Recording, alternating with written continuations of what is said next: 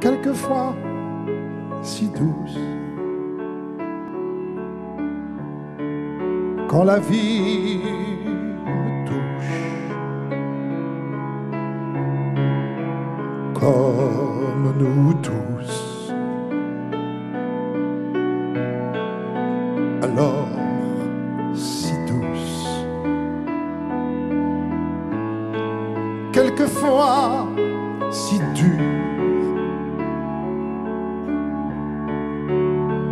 que chaque blessure longtemps me dure, longtemps me dure. Femme, je vous aime. Bonjour et bienvenue à tous, nous sommes à Rio de Janeiro. Cette vidéo vous est donnée par le centre bouddhiste Agenche d'Aprea qui vous informe de plein de choses sur plein de points différents. C'est vraiment ce que l'on essaye de faire, c'est d'intégrer la vie et la spiritualité, et quand les deux se mélangent, ça vous donne tout type de sujet qui est possiblement utilisable pour expliquer un petit peu les modes de fonctionnement de la vie, du lien que l'on a avec ce qui est en haut, avec ce qui est en bas. Et c'est vraiment le principe de ce bouddhisme Dzogchen qui est de vivre la vie et non pas de se mettre cloîtré dans un temple et qui peut avoir un temps, mais qui est normalement, on va dire, une vie normale est de partager la vie avec les autres, d'avoir les rôles qui sont distribués aussi habituellement dans la vie. On peut être papa, on peut être amant, on peut être homosexuel, on peut être plein de choses, on peut tout être. C'est le Dzogchen, avec cependant une tendance à aller vers cet éveil dont on vous parle, qui vous permet de prendre conscience de tout ce qui se passe autour de vous et de le vivre en vous, que la vie puisse se vivre à travers vous, à travers un axe le plus vertical possible, où je dirais que les traumatismes se sont dissipés ou n'ont que peu d'importance, et c'est un petit peu ce que l'on essaye de partager avec vous. Alors aujourd'hui, nous sommes le 14 août 2022, et ici au Brésil, c'est la fête des pères. Alors, ça vient de 1953, et c'est un publiciste qui s'est dit, tiens, c'est bien, il y a la fête des mères sur le premier trimestre, ça booste bien les ventes, et bien, je vais mettre la fête des pères au deuxième trimestre, et c'est comme ça qu'on se retrouve au 14 août avec une fête des pères au Brésil. Alors aujourd'hui, je ne vais pas parler des papas, c'est vrai que ça aurait pu, j'aurais pu parler des hommes, mais je vais vous parler des femmes, je vais vous parler de la féminité, je vais vous parler de la magie de la vie. Je vous adore, et vous êtes pleine de couleurs, et comme nous, vous vivez la même chose que nous ici sur Terre, cette pression qui est en train de nous écraser, si je peux dire, et je reviens régulièrement depuis pas mal de vidéos sur une explication assez taoïste de ce qui se passe aujourd'hui. Quel impact ça a sur nous? Ça a un impact sur les hommes, avec tout ce que vous voyez qui est lié au côté masculin, mais cela a aussi un impact sur les femmes, et c'est ce que je vais essayer de vous montrer dans cette vidéo. Alors, ça va choquer certaines personnes, encore une fois, notamment les femmes qui sont thérapeutes, qui pratiquent la magie opérative. Je vous invite vraiment à revoir cette vidéo que j'ai faite sur la magie de la vie et la magie opérative. Mesdames, mesdemoiselles, vous n'êtes pas obligés de faire de la magie opérative pour remplir totalement votre rôle. Ce n'est que le cycle actuel qui vous pousse à faire de la magie opérative. Ça va être tout l'intérêt de cette vidéo, ça va être de vous expliquer, que vous puissiez prendre conscience de pourquoi vous en êtes arrivé à être thérapeute, qu'est-ce qui vous pousse à ce genre de choses. Et puis pour les hommes, eh bien, ça sera le moyen de comprendre un petit peu mieux les femmes pour savoir ce qui les pousse à devenir comme ça. Donc les femmes, je ferai sûrement une autre vidéo sur les hommes. Vous comprendrez pourquoi les hommes sont en train autant de se faire la guerre et de prendre le pouvoir. Et puis, ben, messieurs, vous allez comprendre pourquoi les femmes sont en train de pratiquer autant la magie. Et voilà, c'est un petit peu le but d'aujourd'hui. Alors vous allez voir, je vais reparler un petit peu des cycles. Je vais reposer un tout petit peu assez simplement pourquoi on vit ça aujourd'hui, pourquoi les hommes, les femmes, la terre, les animaux, les végétaux, tout ça vit un cycle actuel et du coup, il réagit. Ensuite, nous allons passer à deux choses. Si nous observons un petit peu ce qui se passe aujourd'hui, nous sommes vraiment dans un patriarcat relativement fort. Donc le matriarcat essaye de réagir. Mais il y a eu des époques où le matriarcat était on va dire, le plus important aussi. Tout est cycle. Donc je vais vous parler un petit peu de la Pachamama, je vais vous parler un petit peu aussi de Dieu, Allah, Bouddha, Krishna, Brahma, Shiva, que des hommes. Ah bah oui, c'est quand même surprenant. Et puis vous allez comprendre en fait pourquoi aujourd'hui on est dans ce système-là, alors qu'à d'autres époques on était dans un autre système beaucoup plus féminin. Et je vais reprendre un petit peu tout ça. Ça va être simple, ça va être rapide. Ensuite, je vais revenir sur le cas de mesdames et mesdemoiselles. Et je vais vous expliquer un petit peu comment se matérialise cette pression sur l'ego qu'il y a à l'intérieur de vous. Et vous allez voir qu'il va y avoir deux faces. Il y aura une face yang, la femme empereur, et puis une femme yin, la femme sorcière, magicienne. Dans un cadre, vous êtes dans le cadre de la société patriarcale où vous avez une réaction des femmes où elles veulent devenir l'empereur parce que c'est la seule solution. Et puis vous avez la version yin, la version New Age. Eh bien en fait la femme a trouvé une autre solution, c'est de devenir sorcière ou magicienne. Et c'est exactement ce qui se passe aujourd'hui avec le New Age. Donc je vous rappelle une chose, je ne suis pas ici pour juger de ce qui est bien ou de ce qui est de mal. Je suis juste en train de vous expliquer les faits de ce qui est là aujourd'hui, bien sûr avec ma vision. Et c'est juste pour vous montrer un petit peu comment nous pouvons avoir conscience de ce qui est en train de se passer. Plus cette conscience, vous l'intégrez en vous, plus ça crée des modifications de façon magique, qui n'ont rien à voir avec une magie opérative, mais une magie de la vie, et qui vous transforment aussi, qui vous permettent d'accompagner les pressions extérieures métaphysiques qui sont en cours sur nous, et qui créent les transformations et les, on va dire, équilibrage en fonction, eh bien, peut-être avec un peu plus de connaissances. Donc, ça sera différent. Je ne veux pas dire que c'est mieux ou que c'est moins bien. De toute façon, la volonté métaphysique crée le New Age, crée cette société d'empereurs et de pouvoir. C'est un fait et nous ne pourrons pas y échapper. Par contre, nous pouvons le vivre de deux façons. Et c'est un petit peu ce que je vous invite à faire. Entrez dans la connaissance et vous le vivrez de la façon Bouddha. Et puis, maintenez-vous dans l'ignorance et vous la vivrez de la façon de l'ego, à savoir qu'il n'y en a pas une meilleure qu'une autre. Nous essayons juste de partager ce que nous pouvons ressentir de la vie, et peut-être nous avons la chance de pouvoir passer de l'un à l'autre. C'est-à-dire que nous ne sommes pas parfaits, nous ne sommes pas toujours dans une nature Bouddha, nous ne sommes pas toujours dans notre nature de l'ego. L'éveil permet d'ouvrir les yeux sur ce monde de dualité où on passe de l'un à l'autre en fonction des jours, en fonction des heures, en fonction des minutes et en fonction des secondes. C'est ce que l'on appelle l'impermanence dans le bouddhisme. Bienvenue sur Terre. Et puis je terminerai en vous disant que vous êtes la magie de la vie.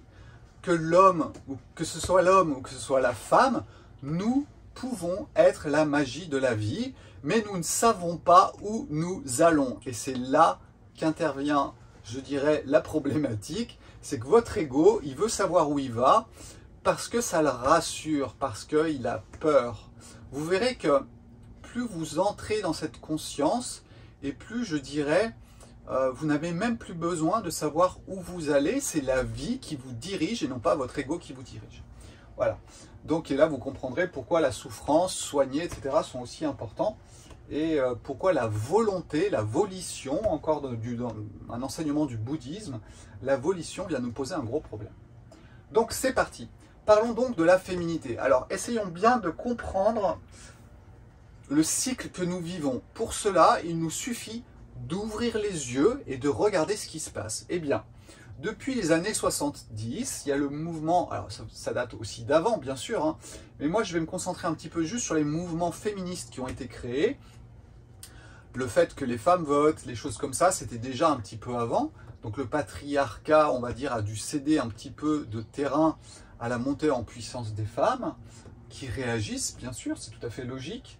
Et donc nous avons, par exemple, en 1970, l'arrivée du MLF, Mouvement de libération de la femme, et qui au départ était multistructurel, notamment pour aider les femmes, et qui s'est soudé en un groupement qui s'appelle le MLF. Ensuite, en 2008, vous avez les Femmes. Donc c'est les femmes dont on entend beaucoup parler en ce moment, puisque de toute façon, on les voit seins nus en train de manifester. Alors vous savez, c'est un mouvement qui vient d'Ukraine, qui a été donc créé en 2008 parce que les Ukrainiennes en avaient marre de ces hommes qui avaient tout pouvoir et elles se sont dit il faut que l'on fasse quelque chose. Et c'est le début du mouvement des Femmes. Et vous voyez, nous sommes en Ukraine et ce n'est pas un hasard si l'Ukraine est encore au centre de certaines choses. Et puis, vous avez un mouvement beaucoup plus récent qui est ni pute ni soumise, qui est vraiment parti des banlieues et qui, lui, est, je dirais, aussi une question de société où les femmes ont envie de reprendre un petit peu la main par rapport à un patriarcat qui est très fort et qui les soumet. Donc voilà, si j'observe un petit peu ce qui se passe autour de moi, ce que je vois, c'est ces groupements féministes qui ont pris de l'ampleur, c'est une évidence. Ensuite, il y a une autre chose, il y a une forme de féminisation aussi de nos sociétés. Ce n'est pas un hasard, c'est juste une réaction à un excès de patriarcat. Donc les femmes trouvent des solutions pour rééquilibrer les choses, puisque je vous rappelle que la vie est un changement permanent entre un échange d'une énergie et la montée en puissance de l'autre pour l'équilibrer. Voilà, la recherche. Le mouvement est créé par la recherche de l'équilibre. C'est cela qu'il faut comprendre quand on étudie le taoïsme. Tout mouvement autour de vous est une recherche d'équilibre. Donc cette féminisation de nos sociétés, elle est due tout simplement à un patriarcat qui est monté à son extrême et nous sommes à l'extrême du patriarcat. Donc les femmes vont essayer de castrer les enfants et les garçons pour permettre d'avoir des garçons les moins agressifs possibles. Et ensuite, elles vont essayer de diriger un petit peu les mâles dominants. C'est ce que l'on vous explique aussi dans d'autres vidéos. Et c'est une vision qui est très intéressante à comprendre de l'articulation de notre société et de ce qui se passe en ce moment. N'oubliez pas, mesdames, mesdemoiselles, je vous aime. J'ai fait partie de la Lecce League qui poussait à aider les femmes à allaiter. Donc je suis vraiment dans un mouvement qui cherche un point d'équilibre. Je ne suis pas balance pour rien. Et à mon avis, je suis dans le taoïsme, pas pour rien non plus. Donc, reprenons un petit peu. Pourquoi en sommes-nous là aujourd'hui? Eh bien, c'est simple. Quand vous êtes au pôle Nord, eh bien, vous avez des Esquimaux, vous avez des ours, et puis si vous êtes en Amazonie, vous avez des grosses araignées qui pourraient vous faire du mal, vous avez des serpents, vous avez des jaguars, et puis tout est parfait, tout est à sa place. Ce qui veut dire qu'aujourd'hui, ce que vous avez autour de vous est à sa place. Il est à sa place. Pourquoi? Parce qu'il est en équilibre avec ce qui est au-dessus. J'insiste vraiment, ce n'est pas une histoire d'être fataliste, c'est une histoire juste d'être dans les faits de ce qui est, de ce qui crée les choses par réaction notamment. C'est-à-dire que si vous avez des grosses araignées, des gros serpents dans la forêt amazonienne, c'est tout simplement parce qu'une énergie de feu forte va créer l'expansion et des choses qui sont beaucoup plus grandes, des grandes plantes, des gros fruits, des choses comme ça. Donc c'est vraiment un effet, je dirais, de réaction d'un milieu par rapport à un autre. Donc si nous sommes dans une société de patriarcat, c'est tout simplement une réaction à la métaphysique qui est au-dessus de nous, qui nous influence sur Terre et qui nous pousse au patriarcat. Et ce patriarcat va avoir à l'intérieur de la société aussi une autre réaction de rééquilibrage qui est une montée effectivement de la féminité pour contrer ce patriarcat, donc une montée quelque part du matriarcat. Mais en sachant que de toute façon, le pôle le plus fort pour l'instant est le patriarcat, et c'est pour ça que mesdames et mesdemoiselles, vous allez tomber dans le piège de la femme empereur ou de la femme magicienne ou sorcière. Sorcière pour moi n'étant pas... j'ai pas de vision négative, hein. Alors j'ai mis magicienne exprès pour ceux qui auraient un souci avec sorcière, etc. Je n'ai pas une image de la sorcière avec ses grandes griffes, etc. C'est l'image qui est véhiculée souvent dans les contes, mais pour moi, la magicienne ou la sorcière, c'est la même chose, c'est celle qui va jouer avec les énergies subtiles, c'est le magicien, c'est le sorcier. Généralement, on met une connotation bien mal, mais de toute façon, nous manipulons la matière grâce à l'énergie, et nous nous prenons pour Dieu. Que je sois un magicien ou que je sois un sorcier, pour moi, c'est la même chose, c'est l'utilisation de la magie opérative. C'est ni bien ni mal, c'est un fait. J'entre dans je dirais, la programmation de la matrice et je me prends un petit peu pour un programmateur, que je sois magicien ou sorcier, pour moi, même combat. Donc sorcière ou magicienne, même combat pour moi. Voilà, je vous ai dit, hein, ça allait un petit peu grincer des dents aujourd'hui. Donc voilà ce cycle que l'on vit aujourd'hui, où ce patriarcat monte en puissance. Eh bien, c'est simplement la matière qui monte en puissance. Ça se voit aussi bien chez les femmes que chez les hommes, que sur la planète Terre, avec tous ces mouvements tectoniques, les mouvements des masses d'air, les mouvements de l'eau. Tout ça est sujet à cette force métaphysique qui est autour de nous. Et bien sûr que les animaux et les végétaux vont aussi réagir à ce qui se passe. Alors ça ne se voit pas toujours aussi facilement que peut-être sur nous. Alors bien qu'au niveau de la planète, je peux vous dire que c'est relativement flagrant en ce moment. Mais c'est vrai que sur les végétaux, ben, ça c'est peut-être un petit peu moins flagrant. Sur les animaux, on voit quand même pas mal de choses qui se passent. Et c'est surtout sur ce qui est autour de nous et en nous que l'on peut le plus voir les choses, chez l'homme et chez la femme, les sociétés. Ça nous permet de bien comprendre ce cycle et l'influence de la métaphysique sur ce que nous vivons. Et donc, nous ne sommes qu'une réaction à la métaphysique. Et là, vous voyez qu'on commence à axer les choses, c'est-à-dire qu'on remet la métaphysique à sa place, au-dessus, qui influence les hommes, qui influence les animaux, les végétaux, tout ce qui est sur Terre, et qui influence la Terre. C'est un axe.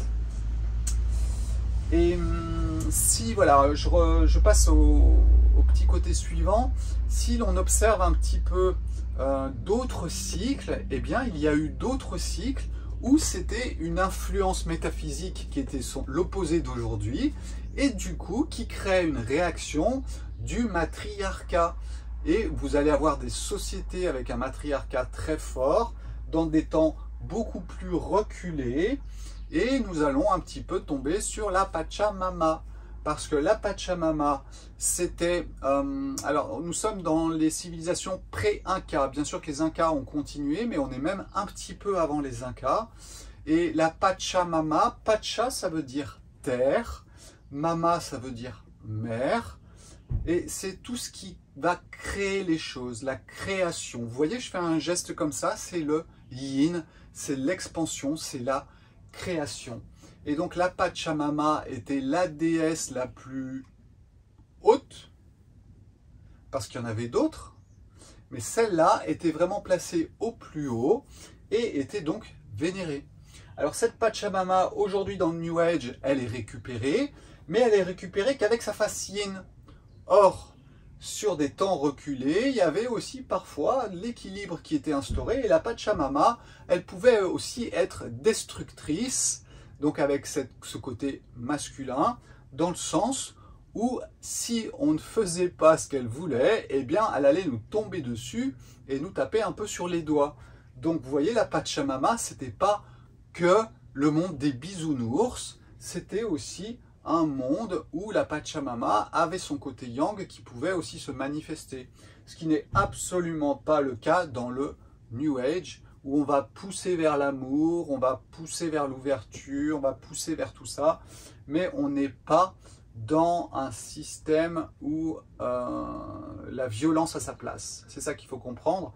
La violence fait partie du monde, comme la paix fait partie du monde. Tant que vous n'aurez pas intégré que ces deux faces sont une pièce, vous aurez du mal à entrer dans une forme d'éveil, puisque si vous ne mettez pas toutes les pièces du puzzle ensemble, eh bien vous ne pouvez pas avoir une vision éveillée et large de tout le puzzle.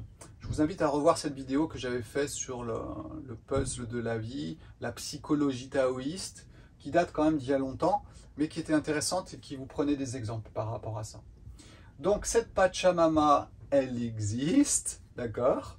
Et Iemanjá, par exemple, ici au Brésil, qui a été importée d'Afrique, c'est une déesse aussi, normalement, qui protège les femmes. C'est aussi la déesse de la mer. C'est ce côté féminin qui est quand même très présent au Brésil. Elle est vraiment très, très vénérée, dans le sens où le Brésil a malheureusement profiter de ce patriarcat à 300% aussi.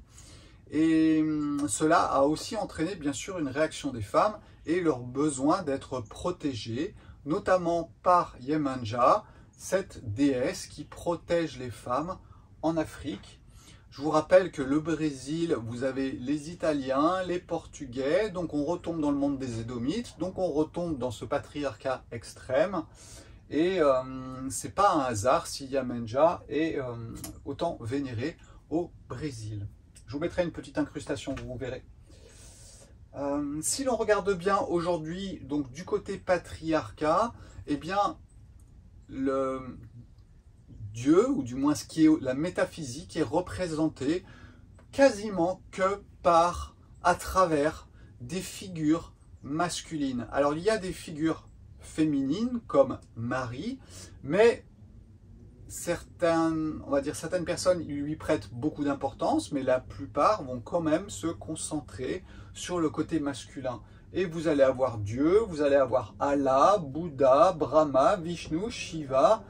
Tout cela sont à caractère masculin.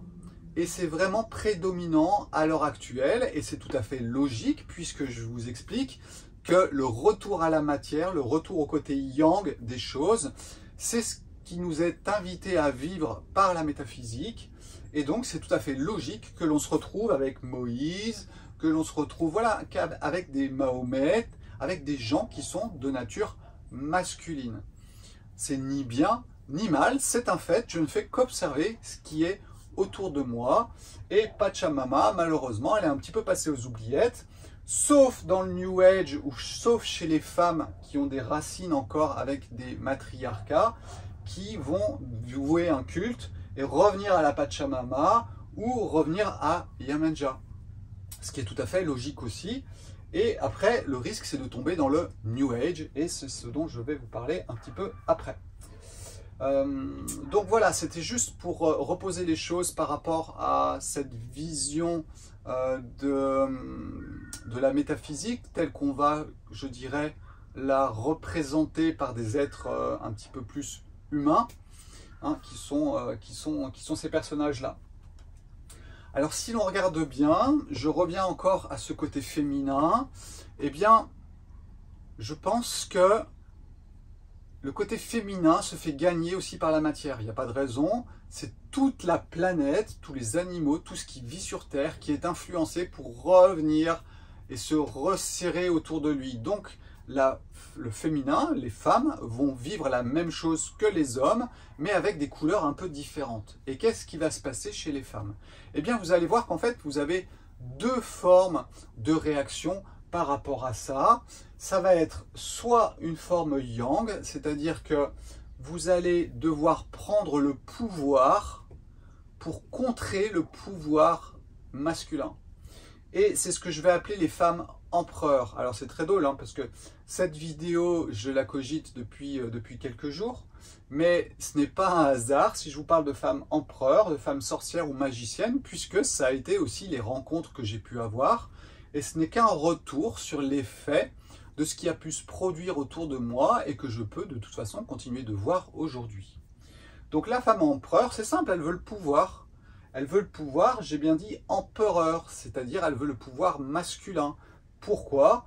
Parce que le masculin la met sous son joug, la soumet, et donc, vu que la matière, elle y est soumise aussi, eh bien elle réagit, et vous avez deux solutions pour réagir, c'est soit vous fuyez, soit vous attaquez.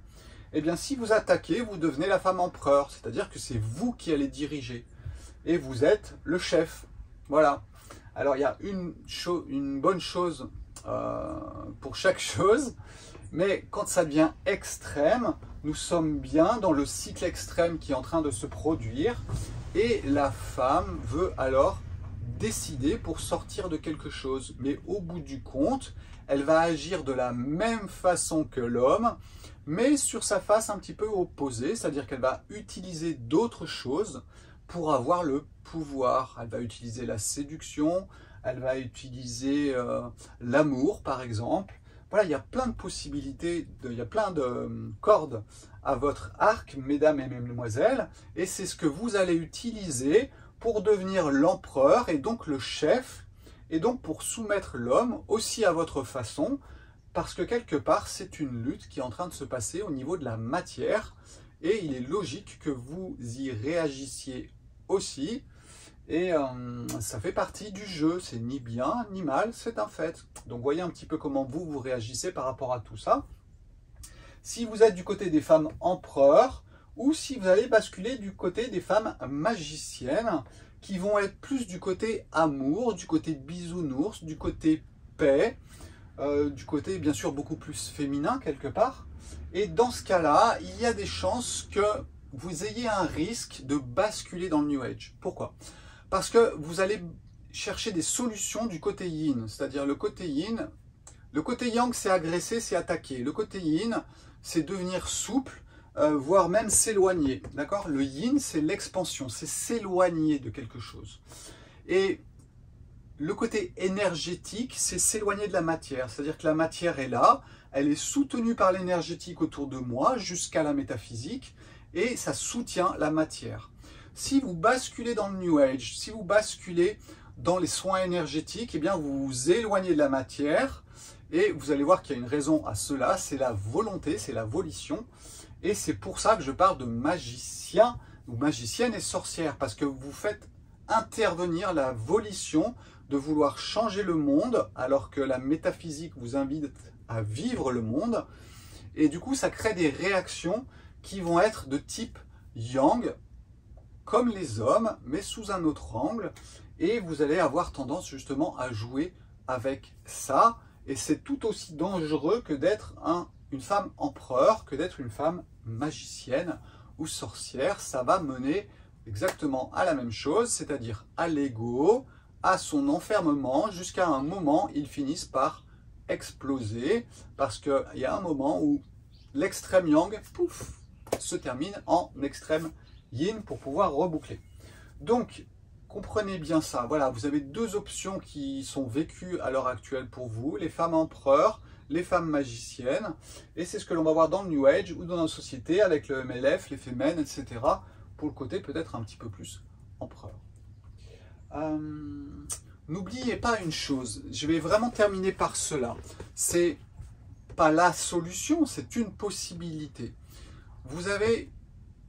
Il faut bien avoir conscience que nous avons ce que l'on appelle la volition. La volition, c'est quoi? C'est la volonté de vouloir faire quelque chose.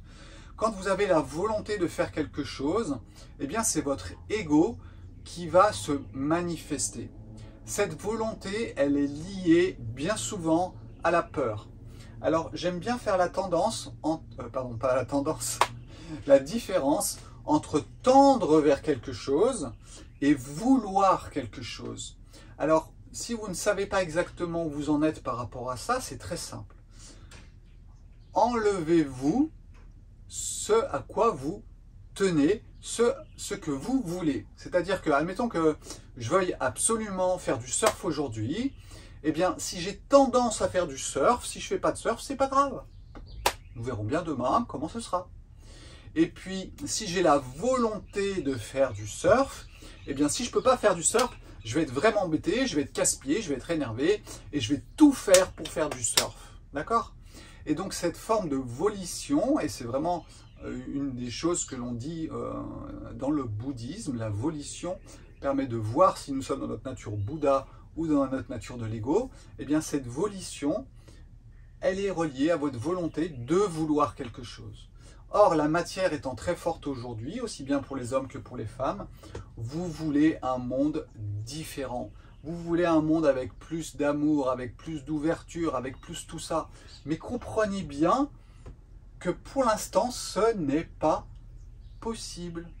Dans le sens où la métaphysique ne nous invite pas à ça. Elle nous invite à rentrer à l'intérieur de nous pour voir le monde tel qu'il est. Et vouloir un monde de bisounours, ça veut dire refuser un monde de guerre, ça veut dire refuser la dualité, et donc là vous tombez dans le piège de la dualité, vous tombez dans le samsara en bouddhisme, c'est-à-dire que vous avez le désir de quelque chose. Et c'est vraiment ce qu'il faut comprendre. Et tout ça est lié à la souffrance. Cette souffrance que l'on désire éliminer alors qu'elle fait partie de la vie, qu'elle n'a qu'un temps, parce qu'une fois que vous êtes bien axé, vous savez que tout n'a qu'un temps. Ça s'appelle l'impermanence. Et c'est aussi un des enseignements du bouddhisme. Et donc vous allez aller vers soigner l'autre par volition, par volonté, par désir. Et donc vous allez tomber dans le piège du New Age, qui a été sacrément bien fait par des hommes d'ailleurs, soit dit en passant, hein, pour la plupart. Et donc quelque part vous allez vous retrouver dans un milieu de sorcellerie, de magie opérative, alors que mesdames, vous avez en vous la magie de la vie comme les hommes, et ce n'est pas la peine de trop vous poser de questions par rapport à ça. Abandonnez la volition, ou du moins essayez de tendre vers autre chose, ou voyez-le, parce que quand vous commencez à voir quelque chose, eh bien vous entrez dans la conscience, et cette chose commence à s'estomper, et vous pouvez voir déjà beaucoup plus clair. Donc voilà un petit peu comment ça fonctionne aujourd'hui. C'est la fête des pères ici au Brésil, mais pour vous sur YouTube, c'était la fête des mères. Et je pense que j'ai fait un petit peu le tour de ce que j'avais à dire. Donc ne prenez pas mes mots de façon négative, mais si vous le prenez de façon négative, eh bien observez ce que je suis venu toucher chez vous, et que du coup vous voulez dans votre tête repousser Sébastien parce qu'il exprime des choses qui vous touchent. Voilà, c'est comme ça que ça fonctionne. Bienvenue dans le monde de la volition, du désir, de la répulsion, bien sûr, et au bout du compte, de l'ignorance.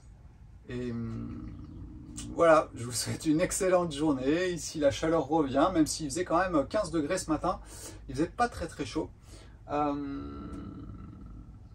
Et je vous souhaite une excellente journée à nouveau, 2 fois. Ça ne mange pas de pain, comme dirait mon père. Et à bientôt, ici ou là. Ciao, ciao, bye bye.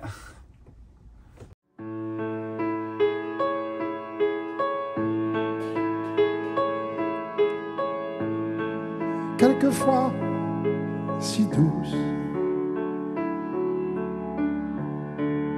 quand la vie